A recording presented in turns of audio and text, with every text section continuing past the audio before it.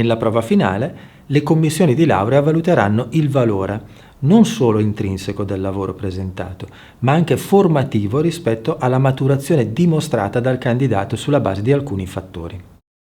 Gli aspetti da considerare e da valorizzare sono pertanto l'originalità,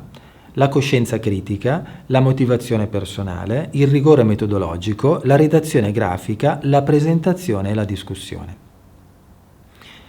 In quanto attività scientifica, l'elaborato finale può offrire un seppur minimo contributo all'avanzamento della ricerca nella disciplina, attraverso un punto di vista innovativo, un taglio originale, una interpretazione che metta a sistema questioni diverse, oppure un risultato di tipo analitico o esplorativo e progettuale.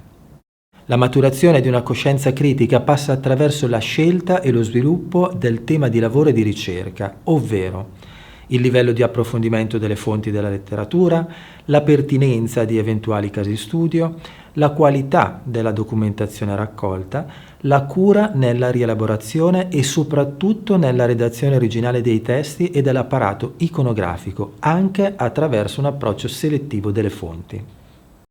La maturazione di una coscienza critica passa quindi attraverso lo sviluppo di una autonomia di pensiero che consenta allo studente di identificare, rappresentare e discutere i fenomeni analizzati, non solo in relazione alle potenzialità ma anche alle criticità, in una prospettiva analitica prima che progettuale, con piena consapevolezza sia dei limiti sia dei possibili futuri sviluppi dei risultati raggiunti. La scelta e la maturazione del tema possono consentire allo studente di raggiungere un buon risultato se questa parte finale e più autonoma del percorso di formazione di base viene intesa non soltanto come un adempimento formale, ma se viene svolta con una forte motivazione personale, in cui il sapere disciplinare si nutre di curiosità e interessi individuali attorno alle discipline che strutturano il corso di laurea. Cruciale per la strutturazione, lo sviluppo e la redazione di un elaborato finale, sia per l'elaborato di ricerca A sia per l'elaborato curriculare B, è il rigore metodologico con cui viene condotto, a partire dalla completezza dell'argomento di sviluppo del tema, dalla introduzione alla conclusione, ovvero dalle analisi della letteratura agli eventuali casi studio, la coerenza nella selezione e nell'elaborazione dei materiali, la completezza degli elaborati richiesti, indicati nel regolamento del corso di laurea triennale, la quantità e la qualità delle fonti consultate e la correttezza delle citazioni effettuate, a partire da quanto indicato nel MOOC Academic Integrity and Beyond.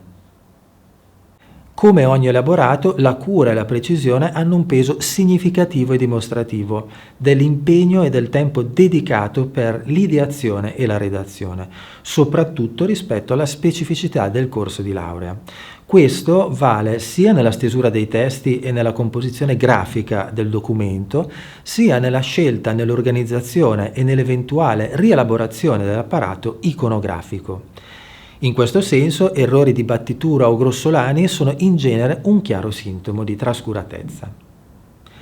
Stante naturalmente il rispetto del limitato tempo a disposizione, la presentazione del lavoro è fondamentale. Da un lato, per trasmettere e valorizzare anche attraverso il discorso i precedenti punti: originalità, autonomia di giudizio, consapevolezza critica, rigore metodologico, dall'altro per dimostrare la serietà del candidato rispetto al compito intrapreso, che passa anche dalla capacità comunicativa, quasi sempre frutto di una specifica preparazione. Vi raccomandiamo perciò di non trascurare nessuno di questi aspetti, perché il risultato formativo della prova finale e quindi la valutazione derivano dalla completezza di questi fattori, che contribuiscono a dimostrare le competenze acquisite e la maturità del candidato.